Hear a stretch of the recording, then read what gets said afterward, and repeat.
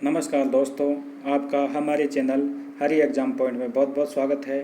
मित्रों, जैसा कि आपको पता है, हम साइकोलॉजी को धीरे धीरे कंप्लीट करते हुए जा रहे हैं और उसी साइकोलॉजी के क्रम को आगे बढ़ाते हुए आज हम समायोजन तक पहुंच चुके हैं।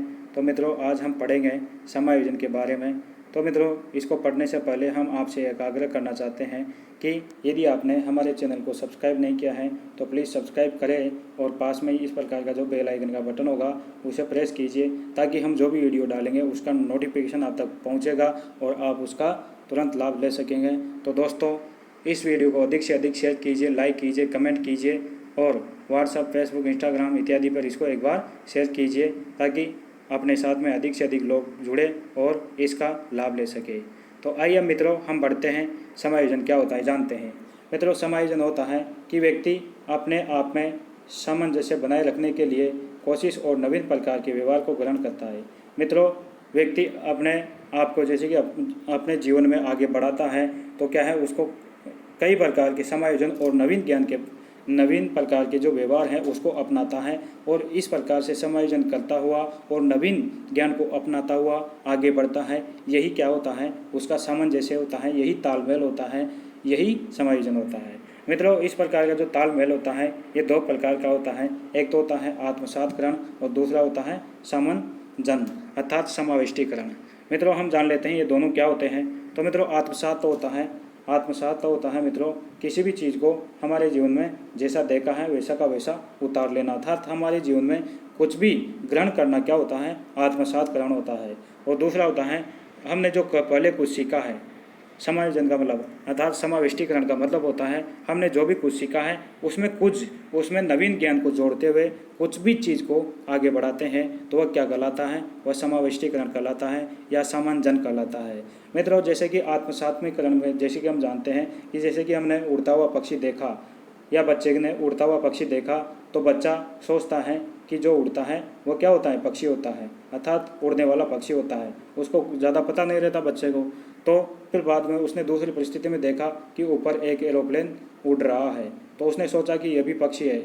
लेकिन जब वह दूसरे के माध्यम से अर्थात अपने माता पिता के माध्यम से जानता है तो उसको पता चलता है कि यह एरोप्लेन है। तो उसके समझ में आया कि आकाश में पक्षी ही नहीं उड़ते, और भी चीज़ें उड़ती हैं, अर्थात आकाश में पक्षी भी उड़ते हैं और एरोप्लेन भी उड़ते हैं और अन्य प्रकार की भी और चीज़ें हो सकती है। जैसे कि एक बच्चे ने वाइट डॉग को देखा। वाइट डॉग को देखने के बाद में उसने दूसरी परिस्थिति में एक ब्लैक डॉग को देखा। तो फिर वह प्रश्न करता है अपने माता पिता से कि अपनी माता से पूछता है कि डॉग तो वाइट होता है, ये ब्लैक कैसे है। तो फिर उसकी माता बताती है उसको कि बेटा डॉग है जो वाइट भी होता है और ब्लैक भी होता है। तो अर्थात उसके इस चीज़ में तो क्या है, वो बंध गया था एक तरह से, उसने ऐसा का ऐसा एक्सेप्ट कर लिया, उसको बढ़ाया नहीं। लेकिन ये आगे बढ़ाकर अर्थात ज्ञान में वृद्धि करना, जोड़ना, परिवर्तन करना, नए ज्ञान को सीखना, ये क्या कहलाता है, ये समायोजन, ये क्या कहलाता है, समाविष्टीकरण कहलाता है। समाविष्टीकरण कहलाता है अपने जीवन में कुछ भी जोड़ करके सीखना, यह क्या कहलाता है, समाविष्टीकरण कहलाता है। दोस्तों, हम बात करते हैं स्किनर की। स्किनर ने क्या परिभाषा दी है, स्किनर ने उसके बारे में जान लेते हैं। स्किनर है, इनके साथ में बोरिंग भी है, वेल्ड भी है और लाइफील्ड, इनकी परिभाषा एक ही है। तो मित्रों, इन्होंने कहा है कि व्यक्ति अपनी आवश्यकता और आवश्यकता पूर्ति के मार्ग में आने वाली परिस्थितियों के साथ सामंजस्य स्थापित करता है। मित्रों, हमारे जो जीवन में है, हमारे जीवन में जो हमारी आवश्यकता है और हमारी आवश्यकता पूर्ति के मार्ग में जो आने वाली परिस्थितियां हैं उनके साथ में समायोजन बैठाता हुआ व्यक्ति क्या है, आगे बढ़ता है और यही समायोजन कहलाता है। जैसे कि हमारे दैनिक जीवन में आने वाली परिस्थितियों के साथ में हम समायोजन करते हैं और यही हमारे जीवन का सार्थक मूल है। अर्थात व्यक्ति समायोजन नहीं कर पाता तो क्या है, वह एक तरह से सामान्य व्यक्ति नहीं है। अर्थात व्यक्ति को समायोजन करना ही पड़ता है। अपने जीवन में बहुत सारी परिस्थितियाँ आती हैं तो यही समायोजन करना अर्थात हमारे जीवन का भी यह इम्पोर्टेंट भाग है। मित्रों, समायोजन करना चाहिए। हम जान लेते हैं कि तनाव क्या होता है। समायोजन के समय क्या है, तनाव भी उत्पन्न होता है व्यक्ति में। तो मित्रों, तनाव क्या होता है, जैसे कि स्थिति के अनुसार यदि कोई व्यक्ति तैयार नहीं हो पाता है तो उसको क्या है, फिर उसमें आक्रोश आता है, क्रोध आता है। जैसे कि एक बच्चा मान लेते हैं, एक बच्चे को हमने गृह कार्य दिया और वह समय के अनुसार उस गृह कार्य को नहीं कर पाता है तो क्या है, वह उस स्थिति में क्या है, वो क्या है, तैयार नहीं कर पाने के बाद में वो उसमें क्या है, क्रोध आता है। तो यह क्या कहलाता है, उसमें ये तनाव उत्पन्न हो गया, अर्थात वो स्थिति के अनुसार तैयार नहीं था इसलिए तनाव उत्पन्न हुआ। दूसरी बात करते हैं दबाव क्या होता है। दबाव को जान लेते हैं कि दबाव होता है कि किसी चीज़ को पाने के लिए मरने मारने की स्थिति ये कहलाता है दबाव।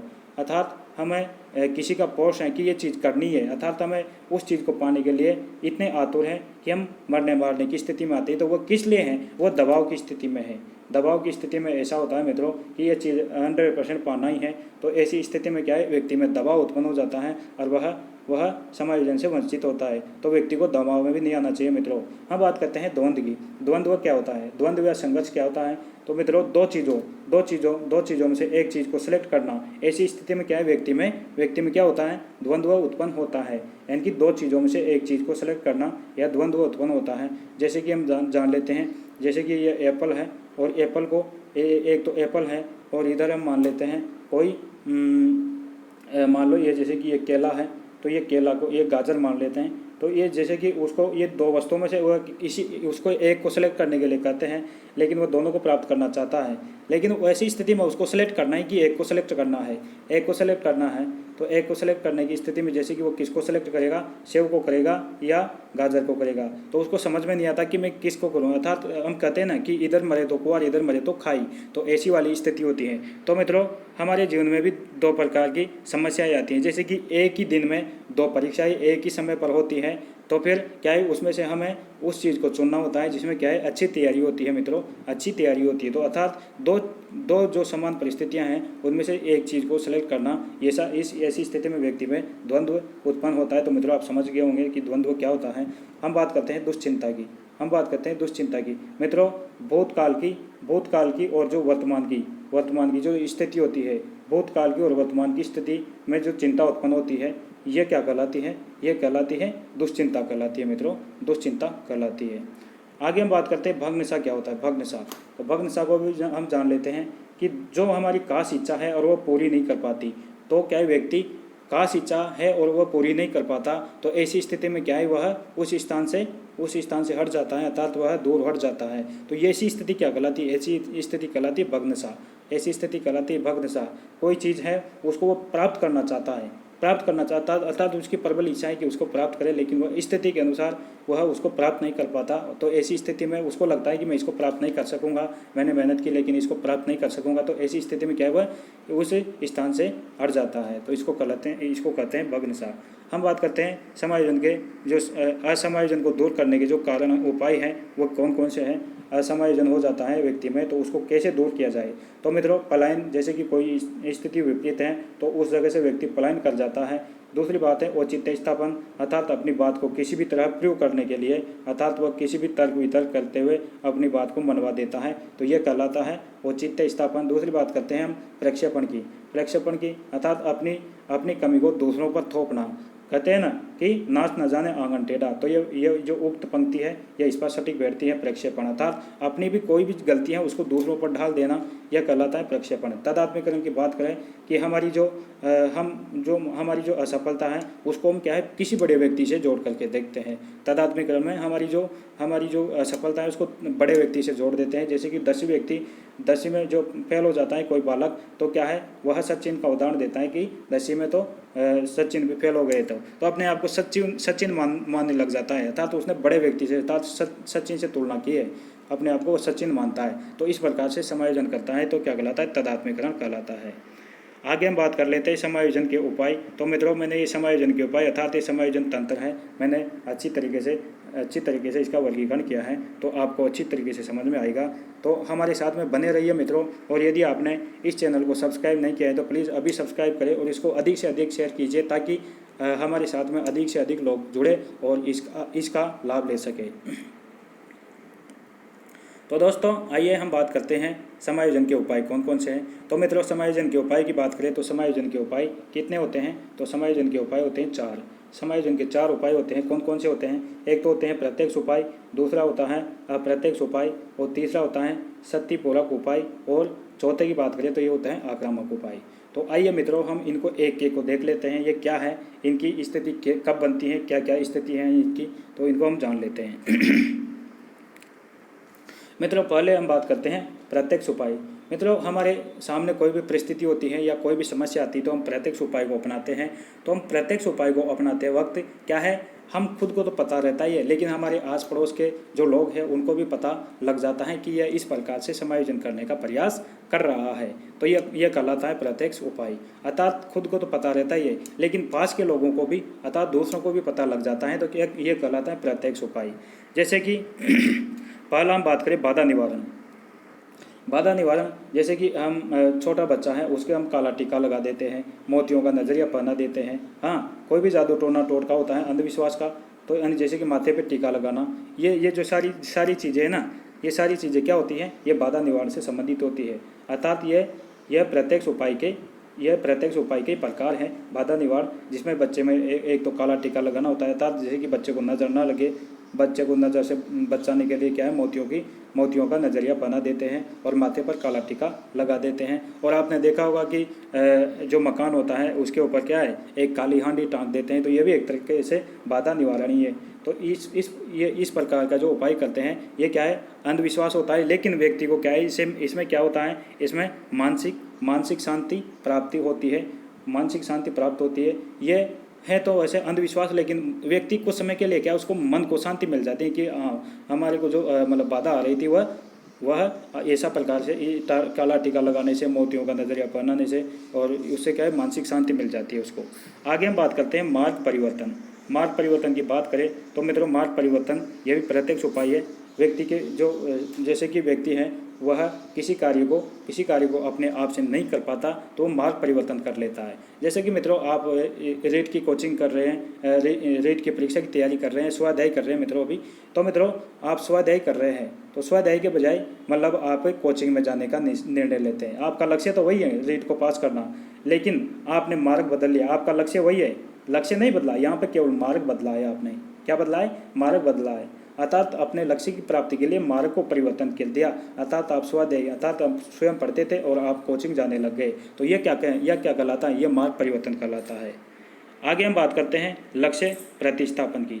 लक्ष्य प्रतिस्थापन की बात करें तो मित्रों, उसमें तो जो मार्ग परिवर्तन था उसमें तो लक्ष्य बदला नहीं गया था, केवल मार्ग बदला गया था। यहाँ पे क्या है, उसने लक्ष्य ही बदल दिया, इसमें लक्ष्य ही बदल दिया जाता है। जो लक्ष्य प्रतिस्थापन है इसमें लक्ष्य ही बदल दिया जाता है।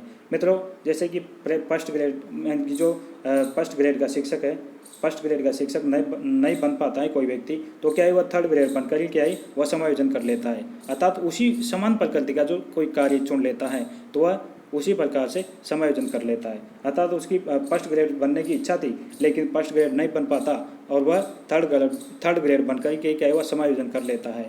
अर्थात अपने लक्ष्य के समान ही, अर्थात उसका लक्ष्य तो मास्टर बनना ही था, अर्थात टीचर बनना था, तो उस फर्स्ट ग्रेड का भी टीचर ही होता है और थर्ड ग्रेड का भी टीचर ही होता है। तो उसने समझ लिया कि यार फर्स्ट ग्रेड का भी तो टीचर ही था, वो भी बच्चों को पढ़ाता है और थर्ड ग्रेड का भी बच्चों को पढ़ाता है। हो सकता है थोड़ा बहुत वो क्या है बड़े बच्चों को पढ़ाता हो, यहाँ पे 8वीं तक के बच्चों को पढ़ाना होगा। तो इस प्रकार का जो समायोजन होता है मित्रों, अर्थात समान प्रकार के लक्ष्य को चुनना, अर्थात उसी प्रकार का कोई छोटा कार्य चुन लेना, ये कहलाता है लक्ष्य प्रतिस्थापन। अर्थात बड़े लक्ष्य को प्राप्त नहीं कर पाते तो छोटे लक्ष्य को प्राप्त कर लेते हैं। आगे हम बात करते हैं प्रत्यक्ष उपायों में चौथा प्रकार है, ये है निष्कर्ष या निर्णय। निष्कर्ष निर्णय की बात करें तो निष्कर्ष और निर्णय में क्या होता है मित्रों, निष्कर्ष और निर्णय में होता है अर्थात दो कार्य या दो समस्याएं होती हैं, तो उनमें से क्या है, उनमें से जैसे कि दो कार्य और दो समस्याएं होती हैं, उनमें से एक का सिलेक्शन करना होता है मित्रों। तो उसमें क्या है, दो में से एक को सिलेक्शन करना होगा, तो हमको निर्णय लेना होगा, निष्कर्ष लेना होगा कि हम कौन से कार्य को करेंगे। जैसे कि एक ही दिन में क्या है आपके दो परीक्षाएं होती हैं, एक ही दिन में दो परीक्षाएं होती हैं, तो व्यक्ति उस परीक्षा को ही देगा जिसकी उसकी अच्छी तैयारी है, अर्थात तो उसने भरपूर मेहनत की है। अर्थात उस परीक्षा को नहीं देगा जिसकी उसने तैयारी नहीं की, अर्थात देना तो वो दोनों को चाहता था, लेकिन एक दिन होने के कारण क्या है वह उस परीक्षा को देगा अब जिसकी उसने अच्छी तैयारी की थी, उसकी बढ़िया पकड़ है उसमें। तो मित्रों ये होता है निर्णय लेना। या हमने निर्णय लिया कि यार हम इसको क्लियर कर सकते हैं, इसकी परीक्षा देनी चाहिए, तो इसमें यह इस प्रकार का समायोजन किया जाता है। मित्रों आगे हम बात करते हैं अप्रत्यक्ष उपाय। अप्रत्यक्ष उपाय कौन कौन से होते हैं इनकी भी हम समझ लेते हैं एक एक को। तो अप्रत्यक्ष उपाय की बात करें तो मित्रों, अप्रत्यक्ष उपाय का तो आपको पता है, अप्रत्यक्ष उपाय जो अपनाता है व्यक्ति, अप्रत्यक्ष उपाय में अपने आप को ही पता रहता है, वो जो समायोजन कर रहा है उसका अपने आप को ही पता रहता है और किसी को पता नहीं रहता है वो किस प्रकार का समायोजन कर रहा है। प्रत्यक्ष में तो सबको पता रहता है, लेकिन अप्रत्यक्ष जो उपाय है इसमें स्वयं को ही पता रहता है कि वह किस प्रकार का समायोजन कर रहा है, अर्थात अपने आस पड़ोस को किसी को पता नहीं रहता, अपने दोस्तों को पता नहीं रहता। तो इस प्रकार के समायोजन की हम बात करते हैं। इसमें पहला प्रकार आता है दमन। मित्रों, दमन की बात करें तो दमन अर्थात जो व्यक्ति की जो खास इच्छाएं होती हैं, अर्थात वह उनको पूरी नहीं कर पाता, अर्थात जो मतलब उसको मतलब परहेज करने लग जाता है। दमन का मतलब होता है जो एक जो बीमार व्यक्ति है वो खाने पीने की चीज़ें जैसे कि परहेज करने लग जाता है। अर्थात जो डायबिटीज़ का जो व्यक्ति है ना, डायबिटीज़ का व्यक्ति है वो क्या है, मीठी जो चीज़ें हैं उनको खाने से क्या है वो परहेज करने लग जाता है। तो ये भी दमन ही है एक तरह से। कैसे, अर्थात वो मीठी चीज़ को खाना तो चाहता है, अर्थात दमन में होता है, अर्थात वो उस चीज़ को करना तो चाहता है, उस वस्तु को प्राप्त करना चाहता है, लेकिन वह दमन की स्थिति में उसको क्या है नकार देता है, उसको परहेज करने लग जाता है। जैसे कि वह डायबिटीज़ का मैंने उदाहरण दिया कि डायबिटीज़ का जो व्यक्ति है वह मीठे खाने से परहेज करने लग जाता है। तो इस प्रकार से ये दमन कहलाता है। आगे हम दूसरे प्रकार की बात करें तो दूसरा प्रकार कौन सा है, तो दूसरा प्रकार आ जाएगा इसमें समन। मित्रों, हमारी जो पूरी ना होने वाली जो इच्छाएं होती है, उनको यदि हम भूलते हैं, हमारी जो खास इच्छा थी पूरी वह नहीं होती है तो उसको भूलना, अर्थात तो उसको भूला देना ही क्या कहलाता है, समन। अर्थात उस कार्य की तरफ हम आगे बढ़ना ही नहीं चाहते, उसको सोचते ही मन में नहीं लाते तो वह समन कहलाता है। मित्रों, अर्थात हमारी जो पुरानी जो कोई खास इच्छाएं होती हैं, अर्थात जो पूरी नहीं होने वाली जो इच्छा होती है, जैसे कि आप बड़ी इच्छाएं पाल लेते हो, जैसे कि आप प्रधानमंत्री बनना चाहते हो लेकिन आपके प्रधानमंत्री की हैसियत ही नहीं है। नहीं, बड़े सपना पाल लेता है व्यक्ति, कोई बड़े सपने पाल लेता है लेकिन वो पूरे नहीं हो पाता है, तो क्या है इन इच्छाओं को व्यक्ति भुला देता है। तो इन भुलाने को क्या गलत कहते हैं, समन कहते हैं। तो इस प्रकार का समायोजन अप्रत्यक्ष समायोजन कहलाता है। आगे हम बात करते हैं दिवास्वप्न। मित्रों, दिवास्वप्न की बात करें तो इनकी पद वस्तु हाथ न लगने पर वह केवल कल्पना करके ही सोचता है। जैसे कि मैंने अभी उदाहरण दिया था, यदि मैं प्रधानमंत्री होता, तो वह क्या है दिवास्वप्न है, ऐसे पद को प्राप्त करने की बात कर रहा है कि वह उसको क्या है प्राप्ति नहीं होगा। हाँ, हालांकि प्रधानमंत्री बन सकता है कोई भी व्यक्ति, लेकिन यदि वह उसकी मतलब ऐसी योग्यता नहीं है, तो जिसकी योग्यता नहीं है उस व्यक्ति उस पद को प्राप्त करना चाहता है, तो फिर वह क्या है दिवास्वप्न है। वह केवल ऐसा सपने में ही सोच सकता है, अर्थात वह स्वप्न में सोच करके कल्पना करके कि यार मैं प्रधानमंत्री होता तो कैसा होता, मैं एक्टर होता तो कैसा होता, मैं बड़ा व्यक्ति होता तो कैसा होता, तो वो कल्पना करके केवल वो एडजस्ट करने की कोशिश करता है। आगे हम बात करते हैं नकारने की। तो नकारना क्या होता है, नकारने को भी हम जान लेते हैं। नकारना होता है मित्रों कार्य करने में जो सामर्थ्यवान नहीं होने पर क्या है व्यक्ति उस कार्य को नकार देता है। जैसे कि उस व्यक्ति की कोई कार्य करने की क्षमता नहीं है, तो क्या है उसको वह क्या है उसको अपने मार्ग से हटा देता है। हाँ, जैसे कि हम बात करते हैं एक प्रतियोगी इनकी एमए पास न होने पर क्या है फर्स्ट ग्रेड को नकार देता है। तो ये हो गया ना नकारना, अर्थात जो एक व्यक्ति होता है वह उस कार्य में समर्थवान नहीं है ना, वो उस कार्य के करने की उसकी क्षमता नहीं है, तो क्या है उसको नकार देता है। जैसे कि एमए पास नहीं है तो एमए पास नहीं होगा तो फर्स्ट ग्रेड भी नहीं बन सकता। तो मित्रों इस एमए बनने जो उसकी फर्स्ट ग्रेड के जो सपना था उसको वह नकार देता है। आगे हम बात करते हैं ये होते हैं शोधन मार्गतीकरण में क्या होता है मित्रों, इसमें होता है समाज की जो परिस्थितियाँ हैं ना उसमें हम बदलाव कर देते हैं। मित्रों, समाज की जो भी परिस्थितियाँ होती हैं उनमें हम बदलाव कर देते हैं और हमारे अनुकूल बना लेते हैं उसमें। इसमें होता है जैसे कि हम बात करते हैं, एक उदाहरण देते हैं, जैसे कि पहले क्या है समाज में क्या है अंतर्जातीय विवाह नहीं होते थे, लव मैरिज नहीं होती थी, लेकिन आजकल जो इसको क्या है हम एक कोर्ट के माध्यम से सरकारी तौर तरीक़ों से क्या है इसको मान्यता दिला करके हमारे समाज में परिवर्तन करके हम क्या है अंतर्जातीय विवाह कर लेते हैं। तो ये भी एक तरह से शोधन मार्गदंतीकरण हो गया। आगे हम बात करते हैं प्रक्षेपण की बात करें तो मैंने बताया था कि नाच न जाने आंगन टेढ़ा, तो ये उदाहरण यहाँ पे सटीक बैठ रहा है कि अपनी कमजोरी को दूसरों पर थोपना, यानी कि कमजोरी तो अपने पर है लेकिन अपनी कमजोरी को दूसरों पर थोप देता है, तो ऐसा समायोजन प्रक्षेपण कहलाता है। जैसे कि नाच न जाने आंगन टेढ़ा और एक बालक फेल होने पर कहता है कि प्रश्न पेपर बाहर का था, तो ये भी प्रक्षेपण ही था, तो उसने पेपर पर दोष डाल दिया कि पेपर ही बाहर का आ गया जबकि तैयारी तो खुद ने नहीं की। तो ये प्रक्षेपण है, अर्थात अपनी कमियों को दूसरे पर उड़ेल रहा है। हम बात करते हैं प्रतिगमन क्या होता है मित्रों। प्रतिगमन होता है गम या अवसाद की स्थिति में व्यक्ति भूतकाल में जाकर के समायोजन करता है या दुख दूर करने के जो व्यवहार को अपनाता है, तो वो क्या कहलाता है? प्रतिगमन। इसमें इंपॉर्टेंट है गम और अवसाद, ये सब याद रखने हैं। मतलब दुख की स्थिति में व्यक्ति अपने भूतकाल में जाकर के वो समायोजन करने की कोशिश करता है, उसको प्रतिगमन कहा जाता है, अर्थात वो अपने भूतकाल में लौट जाता है। हाँ, जैसे कि किसी व्यक्ति के क्या है, हम बात करते हैं किसी व्यक्ति को डराने पर, या फिर किसी व्यक्ति को, किसी बच्चे को, बड़े व्यक्ति को बात करते हैं, बड़े व्यक्ति पर इसे लागू करते हैं। किसी बड़े व्यक्ति को यदि मारने पर वो बच्चे की तरह रोता है, बच्चे की तरह रोता है, तो क्या है? वो क्या है? प्रतिगमन ही तो कर रहा है। अर्थात तो बच्चा क्या है, वो पहले बच्चा कब था? वो भूतकाल में ही था, तो बच्चे की तरह रो करके क्या है? वो समायोजन कर रहा है। हाँ, किसी व्यक्ति के साथ में अन्याय होता है या अपमान वो सहन नहीं कर पाता, तो क्या वो बच्चे की तरह रोता है और अपने गम को निकालता है। अब बच्चे की तरह रोना क्या है? ये भूतकाल में जाना है, और ही इस प्रकार का ये प्रतिगमन समायोजन कहलाता है। तो आपके समझ में आ गया होगा मित्रों। अब हम बात करते हैं यहाँ पर प्रत्यागमन। ये प्रत्यागमन 3 प्रकार के होते हैं, इनको भी हम समझ लेते हैं मित्रों, क्या कौन कौन से होते हैं, क्या क्या है ये। तो हम देख लेते हैं प्रत्यागमन क्या है। प्रत्यागमन की बात करें मित्रों, ये 3 प्रकार के होते हैं। एक तो पलायन होता है, एक पृथक्करण होता है, एक विस्थापन होता है। मित्रों, पलायन का मतलब होता है हमेशा के लिए परिस्थिति से दूर हट जाना। पलायन में होता है हमेशा के लिए उस परिस्थिति को छोड़ देते हैं, तो ये तो होता है पलायन। जैसे कि हम किसी परिस्थिति का सामना नहीं कर पाते, तो ऐसी स्थिति में उससे बिल्कुल हम दूर हट जाते हैं।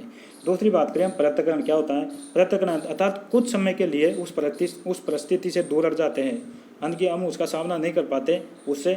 जैसे कि भाई हमको ऐसे लगता है कि इस समय हम इस परिस्थिति का सामना नहीं कर पाएंगे, तो क्या कुछ समय के लिए उससे हट जाता है और वापस उसी स्थिति में आ जाता है। तो यह क्या कहलाता है? यह पृथक्करण कहलाता है। हम बात करते हैं विस्थापन की। तो अर्थात कुछ समय के लिए बातचीत बंद कर देना, ये क्या कहलाता है? ये कहलाता है विस्थापन। अर्थात दो दोस्तों में इनकी लड़ाई झगड़ा हो गया, तो ये बातचीत करना बंद कर देते हैं, तो ये क्या विस्थापन है? कुछ समय के लिए किया है इन्होंने, वापस बोल जाएंगे वो, तो ये कहलाता है विस्थापन। हम बात करते हैं दूसरी, जो युक्तिकरण क्या होता है? युक्तिकरण को मित्रों औचित्य स्थापन, ये प्रत्यक्ष उपाय है मित्रों, ये अप्रत्यक्ष उपाय चल रहे हैं अभी तक। तो हमने प्रत्यक्ष उपायों के बाद में 4 प्रत्यक्ष उपाय पढ़ने के बाद में हम लगातार अप्रत्यक्ष उपाय पढ़ रहे हैं, तो ये अप्रत्यक्ष उपाय है। तो अप्रत्यक्ष उपाय में हम देख रहे हैं युक्तिकरण। तो युक्तिकरण की बात करें या औचित्य स्थापन की बात करें, तो ये क्या है? किसी कार्य में खोट निकाल देना, ये क्या कहलाता है? ये कहलाता है औचित्य स्थापन। जैसे कि मित्रों आपने इतिहास को पढ़ा होगा, तो जो वो क्या बोलते हैं उसको, मारवाड़ में एक मालदेव नाम का शासक था। मारवाड़ में एक मालदेव नाम का शासक था। तो मित्रों शेरशाह सूरी उनसे युद्ध करता है, इन दोनों के बीच में युद्ध होता है मित्रों। इन दोनों के युद्ध होने के बाद में ये मतलब इनके जो सेनापति थे, इन्होंने बढ़िया वीरता दिखाने के बाद में बड़ी कठिनाई के बाद में शेरशाह सूरी क्या है, इस राजस्थान में था, तो इनके मतलब इनसे विजय कर पाता है। किनसे? ये जो मारवाड़ के शासक थे मालदेव, इनसे बड़ी मुश्किलों के बाद में ये क्या है, युद्ध को जीत पाता है। तो ये आखिरी में कहता है कि मैं एक मुट्ठी भर बाजरे के लिए हिंदुस्तान की बादशाह खो देता। तो मतलब ऐसा कह करके क्या है उन्होंने समायोजन किया, अर्थात अपनी बात को, अपने मान सम्मान को बचाने के लिए उन्होंने केवल वह राजस्थान की तुलना केवल बाजरे के लिए कर रहे हैं कि एक मुट्ठी भर बाजरे के लिए मैं हिंदुस्तान की बादशाह खो देता। तो क्या ही औचित्य स्थापन नहीं था मित्रों। आगे हम बात करते हैं मनोरचन क्या होता है। मनोरचन होता है मित्रों प्रतिक्रिया निर्माण। इसको मनोरचन को प्रतिक्रिया निर्माण भी कहते हैं मित्रों। अर्थात अपनी मौलिकता से दूर हट करके हम दूसरी प्रतिक्रिया का निर्माण करके हम समायोजन करते हैं। अर्थात हम जो जैसा है वैसा न बन करके, अर्थात दूसरों की तरह बन करके समायोजन करते हैं। जैसे कि बगुला भगत होना। अर्थात बगुला भगत होने का मतलब है मित्रों, बगुला जैसे कि एक टांग पे खड़ा रहता है और वह उसका निशाना क्या है, अपने शिकार पर रहता है। तो एक टांग पर खड़ा रहने से वैसा लगता है कि भक्ति कर रहा है, लेकिन वह क्या है, वह उसका तो निशाना तो उस शिकार पे, अर्थात मुँह में राम बगल में छुरी, ऐसा काम है। अर्थात उसकी मौलिकता अलग है। वह करता तो पाप है लेकिन दिखा रहा है कि मैं भक्ति कर रहा हूँ। अर्थात अपनी मौलिकता से दूर हट करके जो समायोजन किया जाता है यह कहलाता है मनोरचन या प्रतिक्रिया निर्माण। आगे हम बात करते हैं आत्मीकरण या तदात्मीकरण। आत्मीकरण या तदात्मीकरण आपको मैंने थोड़ा पहले भी बता दिया है ये क्या होता है। तो मित्रों, तदात्मीकरण या आत्मीकरण होता है अपनी जो असफलता है उसको दूसरे इंसानों से जोड़ करके देखना, बड़े इंसानों से जोड़कर देखना। जैसे कि 10वीं में फेल बालक क्या है, 10वीं में फेल बालक अपने आप को सचिन समझता है, अर्थात वो कहता है सचिन भी 10वीं में फेल हुआ था। तो इस प्रकार का समायोजन कहलाता है तदात्मीकरण या आत्मीकरण। तो आपने मित्रों ये जितने भी जो अप्रत्यक्ष उपाय है ये पढ़े। और मित्रों हम अब पढ़ेंगे सतिपूरक उपाय। सतिपूरक उपाय की बात करें तो मित्रों सतिपूरक उपाय कौन कौन से होते हैं इनको हम जान लेते हैं। कौन कौन से सतिपूरक उपाय हैं? तो मित्रों हम तीसरा जो समायोजन का प्रकार पढ़ने जा रहे हैं, ये तीसरा प्रकार है मित्रों सतिपूरक उपाय। सतिपूरक उपाय कौन कौन से होते हैं हम इनको भी जान लेते हैं। कौन कौन से होते हैं मित्रों सतिपूरक उपाय? तो मित्रों यहाँ पे है, एक तो है प्रत्यक्ष सतिपूरक उपाय और एक अप्रत्यक्ष सतिपूरक उपाय। यानी अर्थात सतिपूरक जो उपाय है ये दो प्रकार के होते हैं। तो मित्रों इसको आगे बढ़ाने से पहले हम एक आग्रह करना चाहते हैं कि यदि आपने हमारे चैनल को सब्सक्राइब नहीं किया है तो प्लीज़ सब्सक्राइब करें और जो पास में इस प्रकार का बेल आइकन का बटन होगा इसे प्रेस कीजिए ताकि हम जो भी ऑडियो डालें उसका नोटिफिकेशन आप तक पहुँचे। और मित्रों अधिक से अधिक शेयर कीजिए ताकि अभी अपने साथ में अधिक लोग जुड़े और इसको अधिक लोग देख सके और यह बात अपनी अधिक लोगों तक पहुँचे। तो हम बात करते हैं अब सतिपूरक उपाय की। तो मतलब सतिपूरक उपाय क्या होता है? प्रत्यक्ष सतिपूरक उपाय।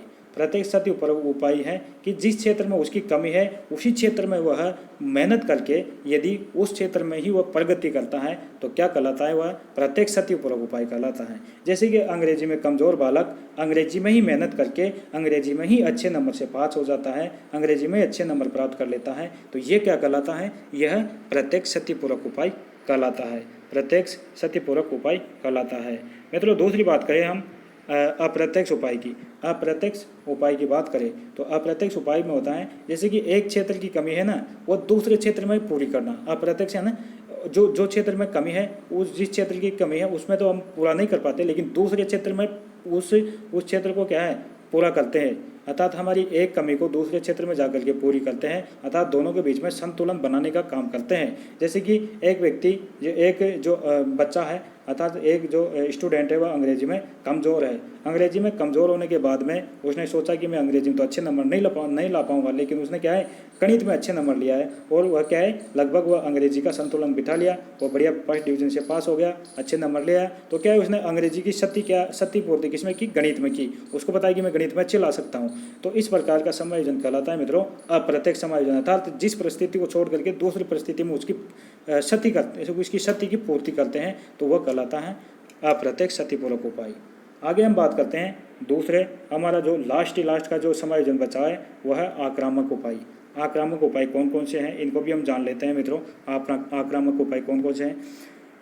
यह है आक्रामक उपाय। मित्रों ये भी दो प्रकार के होते हैं। एक तो होता है प्रत्यक्ष आक्रामक और एक दूसरा होता है अप्रत्यक्ष आक्रामक। मित्रों इसमें क्या है, व्यक्ति को आक्रोश उत्पन्न होता है अर्थात क्रोध उत्पन्न होता है। तो जिस परिस्थिति में व्यक्ति को क्रोध आता है उसी परिस्थिति में क्रोध निकाल देना क्या कहलाता है? उसी परिस्थिति में क्रोध को निकाल देना क्या कहलाता है? प्रत्यक्ष आक्रामक उपाय कहलाता है।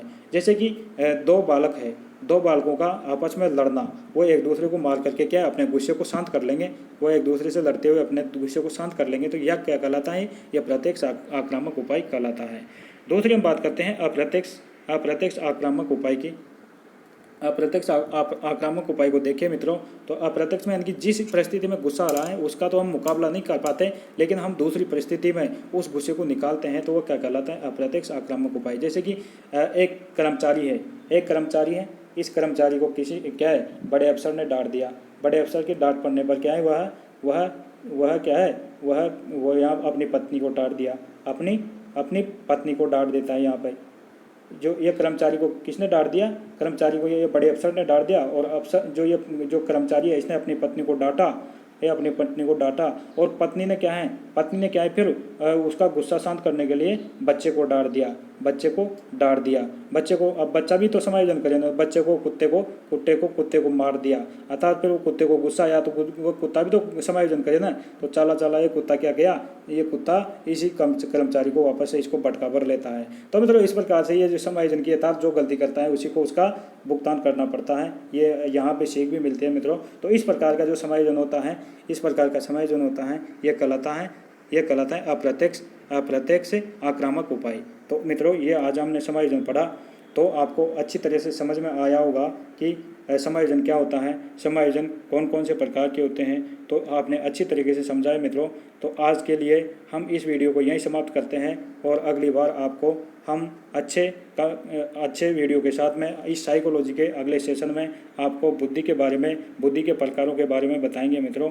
बुद्धि के कौन कौन से परीक्षण हैं इत्यादि के बारे में बताएंगे। तो आप हमारे साथ में इसी प्रकार से बने रहिए। जय हिंद, जय भारत।